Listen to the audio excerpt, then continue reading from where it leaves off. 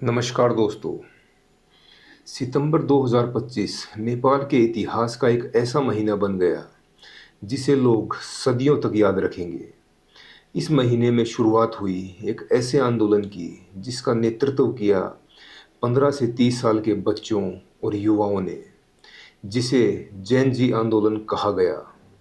इतिहास में ऐसा पहली बार हुआ कि 15 से 30 साल के बच्चे और युवा किताबें और बैग छोड़कर लोकतंत्र बचाने की जंग में कूद पड़े।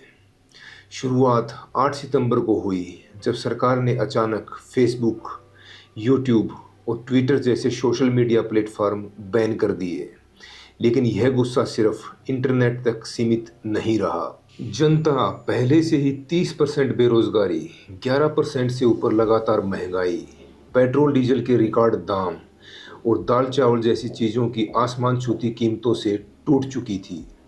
ऊपर से नेताओं का भ्रष्टाचार आग में घी डाल रहा था। उनकी आलीशान महल, लग्जरी गाड़ियां और विदेशों में करोड़ों की ऐशो आराम वाली जिंदगी देखकर गरीब जनता का सब्र खत्म हो गया। 9 और 10 सितंबर को हालात फट पड़े। पुलिस ने निहत्थे प्रदर्शनकारियों पर गोलियां चलाई तो गुस्साई भीड़ ने थाने, संसद भवन, सरकारी दफ्तर और नेताओं के घर तक जला डाले।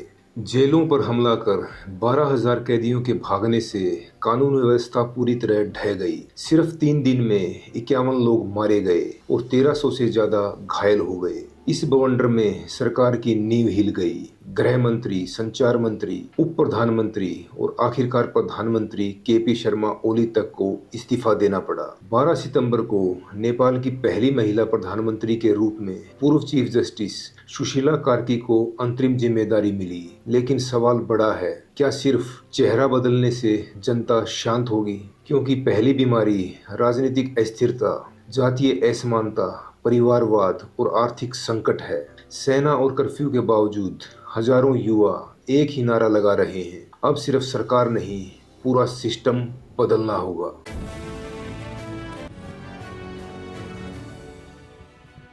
दोस्तों, आज नेपाल की राजधानी काठमांडू और बाकी शहरों की सड़कों पर जो आग, धुआं और नारों की गूंज सुनाई दे रही है, वह अचानक से पैदा हुआ गुस्सा नहीं है। यह कोई 2-4 दिन का आवेश नहीं, बल्कि दशकों से दबे हुए गुस्से का विस्फोट है। नेपाल की जनता बार बार लोकतंत्र, सामाजिक न्याय और समान अधिकारों का सपना देख रही है, लेकिन हर बार उनकी उम्मीदें अधूरी रह गई। आज सड़कों पर जो लाखों लोग उतरे हैं, वे केवल बेरोजगारी या भ्रष्टाचार से परेशान नहीं हैं, बल्कि वे अपने साथ 1951, 1990, 2006 और 2015 की अधूरी क्रांतियों का बोझ लेकर चल रहे हैं। काठमांडू के आसमान में जो धुआं दिख रहा है, वह उन सभी असफल राजनीतिक वादों और धोखे का प्रतीक है जो पिछले 70 सालों से नेपाली जनता ने झेले हैं। नेपाल का आधुनिक लोकतंत्र संघर्ष असल में 1951 से शुरू होता है। उस समय नेपाल पर राणा वंश का शासन था, जो करीब 104 सालों तक चला।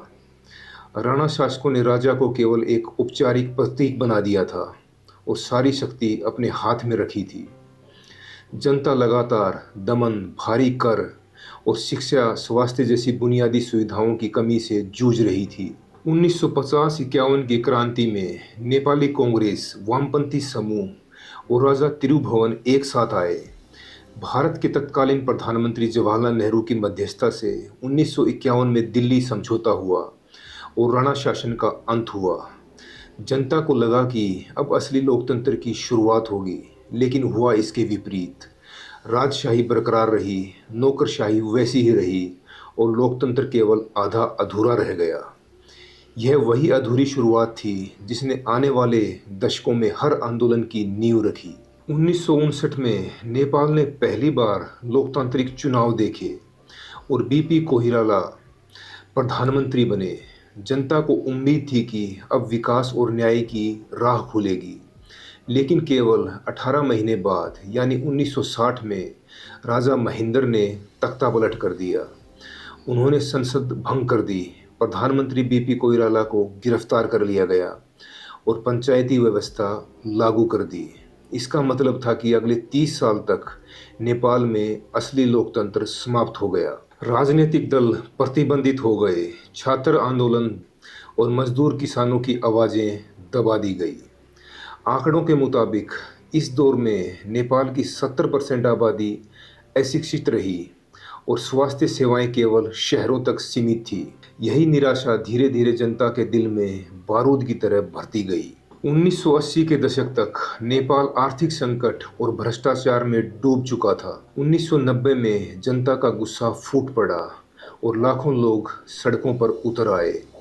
इसे यहाँ का प्रथम जन आंदोलन कहा जाता है। इस आंदोलन में करीब 200 लोग मारे गए और 5000 से ज़्यादा घायल हुए।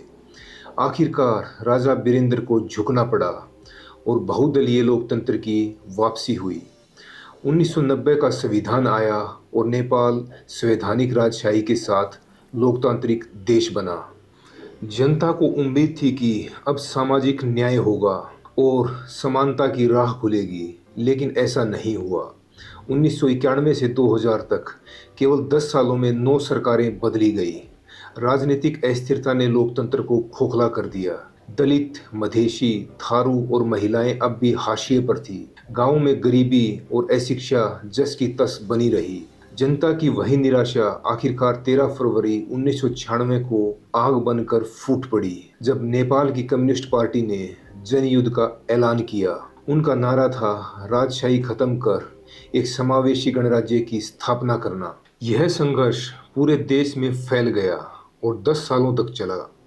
आंकड़े बताते हैं कि इस दौरान लगभग 17,000 लोग मारे गए, 1500 से अधिक लोग हमेशा के लिए लापता हो गए और 2 लाख से ज़्यादा लोग अपने ही गांव छोड़ने को मजबूर हुए। ग्रामीण इलाकों में हालात इतने खराब हो गए कि स्कूल, अस्पताल और सरकारी दफ्तर बंद हो गए। गांवों में खून बहने लगा और सेना पुलिस की कार्रवाई ने आम लोगों को और भी परेशान किया। इसी बीच 1 जून 2001 को हुआ शाही महल नरसंहार, जिसने पूरे देश को हिला दिया। जब राजा वीरेंद्र, रानी ऐश्वर्या और पूरा शाही परिवार एक ही रात में मौत के घाट उतार दिया गया। इस घटना ने राजशाही की नींव हिला दी। हालात और बिगड़े जब 1 फरवरी 2005 को राजा ज्ञानेंद्र ने संसद भंग करके सीधे सत्ता अपने हाथ में ले ली। लेकिन इस कदम ने जनता को और भड़का दिया। अप्रैल 2006 में नेपाल ने फिर एक ऐतिहासिक मोड़ देखा। इसे नेपाल का दूसरा जन आंदोलन कहा जाता है। इसमें लाखों लोग सड़कों पर उतरे, कर्फ्यू तोड़ा गया। पुलिस सेना की गोलियों के बावजूद जनता पीछे नहीं हटी। अंतर्राष्ट्रीय दबाव और भारत की मध्यस्थता के कारण राजा ज्ञानेंद्र को झुकना पड़ा। नतीजा यह हुआ कि नेपाल में 240 साल पुरानी राजशाही का अंत हुआ और देश को गणराज्य घोषित कर दिया गया। माओवादी मुख्यधारा की राजनीति में आए और संविधान बनाने की प्रक्रिया शुरू हुई। यह नेपाल के इतिहास का सबसे बड़ा बदलाव था, लेकिन यही जगह सबसे बड़ी निराशा का कारण भी बनी। नेपाल की पहली संविधान सभा जो 2008 में बनी थी 4 साल तक चली, लेकिन 2012 में बिना कोई संविधान दिए भंग हो गई। इसके बाद 19 नवंबर 2013 को दूसरी संविधान सभा बनी और लंबे संघर्ष के बाद 20 सितंबर 2015 को नया संविधान जारी किया गया। इस संविधान ने नेपाल को संघीय, धर्मनिरपेक्ष और गणराज्य घोषित किया, लेकिन इसमें मधेशी, थारू और अन्य अल्पसंख्यक समुदायों को लगता था कि उनके हिस्सेदारी और पहचान को नज़रअंदाज कर दिया गया है। इसी दौरान 25 अप्रैल 2015 को यहाँ 7.8 तीव्रता का विनाशकारी भूकंप आया, जिसने काठमांडू और आसपास के इलाकों को मलबे में बदल दिया। लगभग 9,000 लोग मारे गए, 22,000 से ज़्यादा घायल हुए और करीब 8 लाख घर ढह गए। लाखों लोग बेघर होकर खुले आसमान के नीचे रहने को मजबूर हुए। देश इस त्रासदी से उभर भी नहीं पाया था कि सितंबर 2015 से फरवरी 2016 तक भारत की अनौपचारिक नाकेबंदी ने स्थिति और खराब कर दी।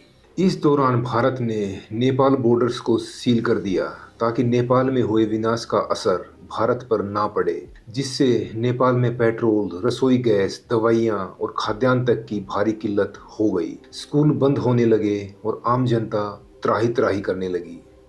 लोगों को लगा कि नया संविधान भी अधूरा है और सबसे करीबी पड़ोसी भारत ने भी इस संकट की घड़ी में उनका साथ नहीं दिया।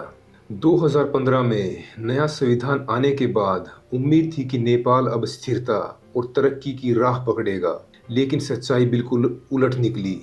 2015 से 2022 के बीच देश में 8 प्रधानमंत्री बदल गए, मगर चाहे नेपाली कांग्रेस हो या कम्युनिस्ट पार्टी, सभी भ्रष्टाचार, गुटबाजी और सत्ता की लड़ाई में उलझे रहे। नतीजा यह हुआ कि विकास योजनाएं सिर्फ कागजों पर रह गई, जबकि गांव में 40% से ज़्यादा लोग गरीबी रेखा के किनारे जिंदगी काटते रहे और लाखों युवा खाड़ी देशों व मलेशिया में रोजगार खोजने को मजबूर हुए।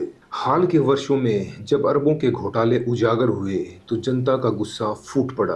पूर्व प्रधानमंत्री माधव नेपाल पतंजलि योगपीठ भूमि घोटाले में घिरे तो केपी शर्मा ओली पर गिरिबंधु चाय बागान घोटाले के आरोप लगे। 2023 में फर्जी भूटानी शरणार्थी तस्करी कांड ने देश को हिला दिया, जिसमें तोप बहादुर, राय मांझी और बालकृष्ण खंड जैसे मंत्री जेल भेजे गए और पूर्व प्रधानमंत्री शेर बहादुर देउबा की पत्नी आरजू राणा का नाम भी सामने आया।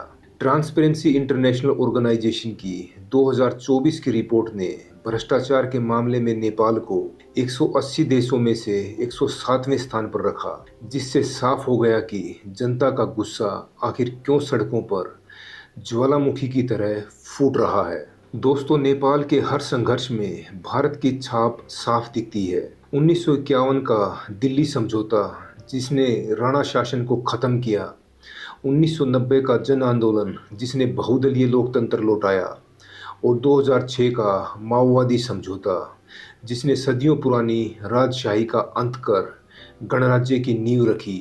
लेकिन 2015 में नेपाल में आए भयंकर भूकंप के समय भारत सरकार की नाकाबंदी ने पहली बार नेपाली जनता को भारत से गहरी नाराजगी दी और इसी खाली जगह को चीन और अमेरिका जैसे देशों ने भुनाना शुरू किया।